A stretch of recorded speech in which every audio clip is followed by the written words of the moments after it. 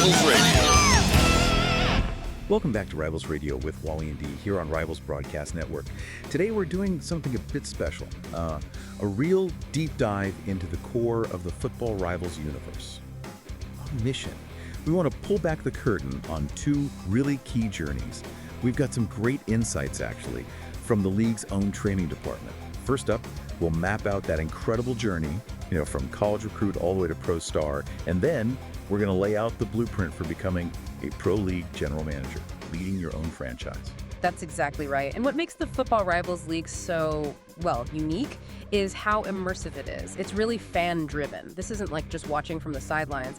It's this whole living ecosystem. Every player, every team, the rivalries, they feel completely real. It's all about passion, high-stakes drama, and a fan base that's honestly more like a tight-knit community. So today, we're explaining the how, but it's more about how you can jump in, engage, and become part of the story. Okay, fantastic.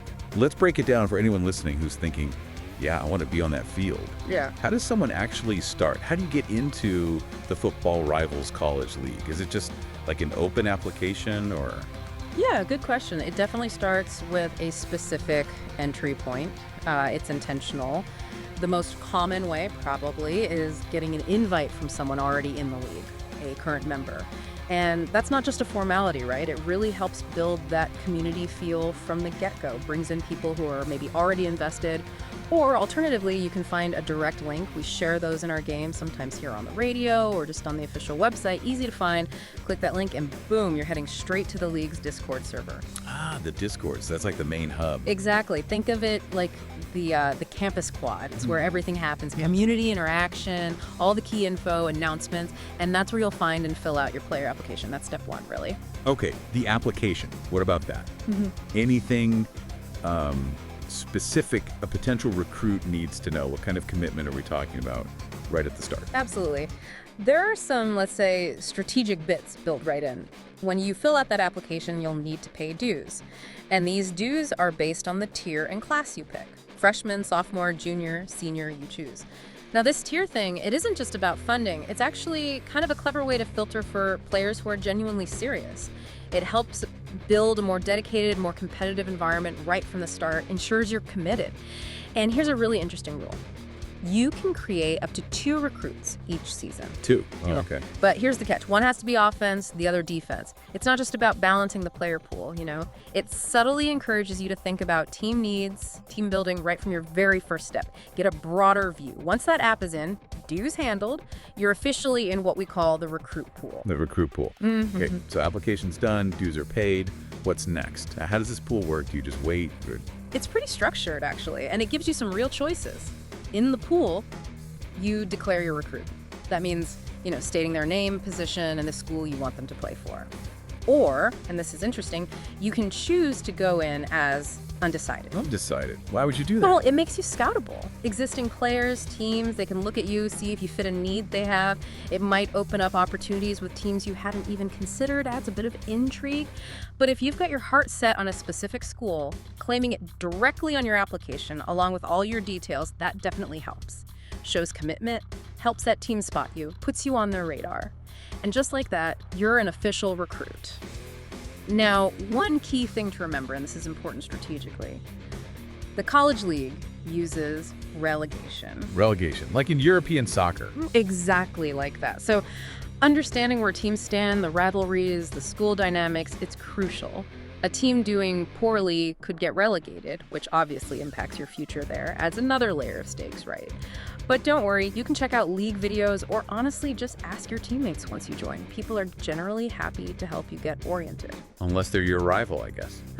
Well, yeah, unless they're your rival, then it's game on. Okay, that sounds like a pretty intense way to start a career. How long does a typical college career last in this league? What's the end goal before maybe thinking about the pros? Good question. The length really depends on that tier you picked when you joined. So if you start as a freshman, for example, you're looking at 4 seasons typically. Gives you that full development time. There is an option, though, to buy out your last season or two if you're feeling ready for the draft early. Ah, okay. So you can speed it up. You can, but there's a minimum requirement. Everyone has to play at least one full season to be draft eligible. And if you started as a freshman or a sophomore, you actually have to complete that sophomore season. It just ensures players get, enough experience, understand the league before they make that jump. But look, don't stress about memorizing all this now. The buyout details, the league structure, it's all explained really clearly once you're in. The league provides tons of info, and the community, honestly, is super helpful. People want to help you succeed. Unless they're your rival. Right. Unless they're your rival, then maybe not so much help. But that's part of the fun, isn't it? The competition. Absolutely. So college career wraps up. Yeah. Then it's all eyes on the Football Rivals Pro League draft. Precisely. That's the big moment. After your college eligibility is up, you enter the draft pool for the Pro League.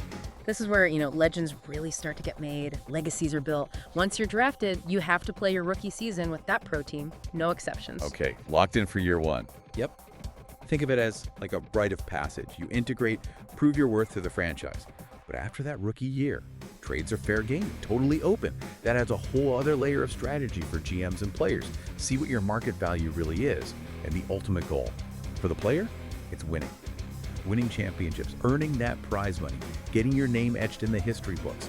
Imagine lifting that trophy, becoming an icon in the Rivals universe. That's the dream. That's an incredible journey. You really don't see that level of player development, that depth, in many places.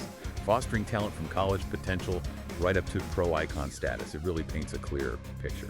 Yeah. What if you're like me? Maybe you'd rather be the one making the draft picks, calling the shots from the office. Let's shift gears. Talk about becoming a pro league general manager. The entry, you said, invites links. It sounds similar, but the path must be pretty different after that, right? And can GMs still, create recruits too, stay involved? Great question.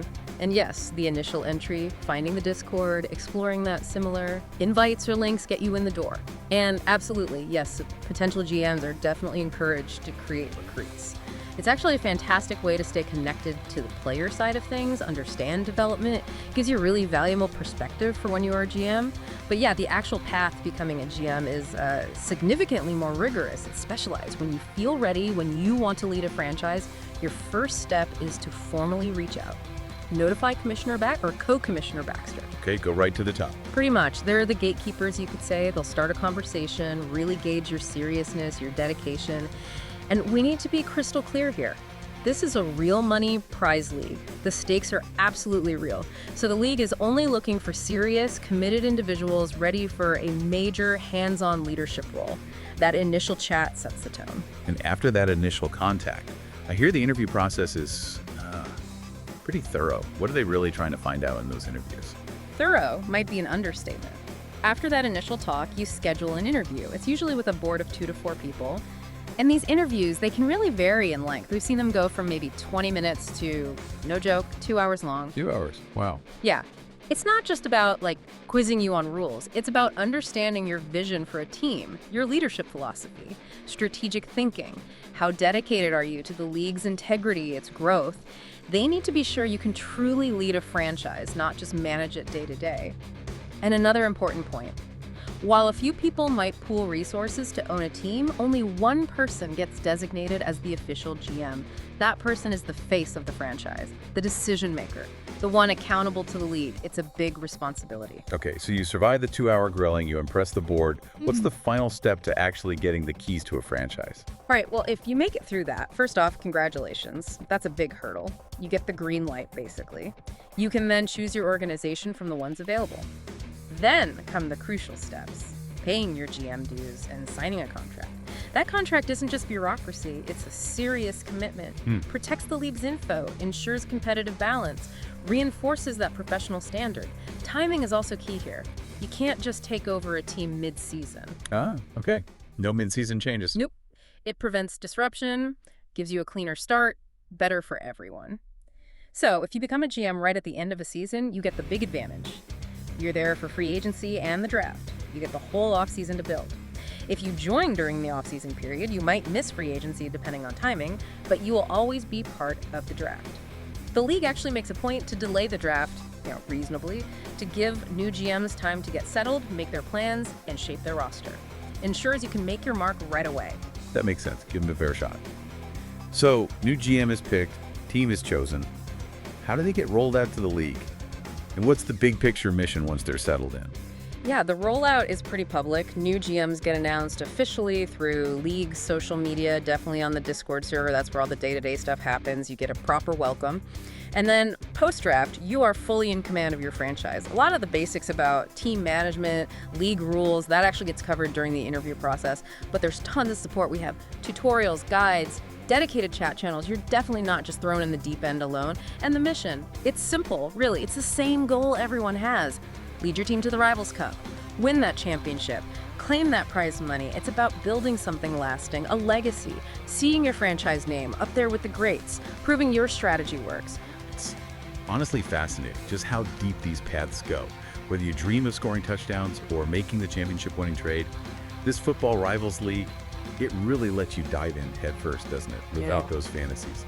And the production quality, the storytelling around the games, the players, it makes it feel so much more than just, stats on a page. It feels alive. That's the core of it, exactly. It highlights that community feel and the sheer number of ways fans can get involved, even beyond playing or managing. You can influence narratives, shape discussions, just be part of this incredibly passionate fan base. Whether you're a player, a GM, or a fan cheering them on, you're part of what makes this league tick. You matter to the story. And hey, before we wrap up, just a quick but important reminder for everyone listening. If you're thinking about that college path, college applications, they close July 10th at midnight. So don't wait too long on that one. Get your application in. And for those strategic minds out there thinking about the GM chair, GM applications for Pro League Year 2 are open right now. Opportunities knocking. Fantastic stuff. You've really given us, and hopefully everyone listening, a clear look inside the machine. It's impressive. Thanks for breaking it all down. And keep it locked right here on the Rivals Broadcast Network for all the latest. That's all from Rivals Radio on the Rivals Broadcast Network. Thanks for tuning in. So think about it. In the Football Rivals universe, where legends are truly born and dynasties are forged day in and day out, what kind of legacy will you strive to create?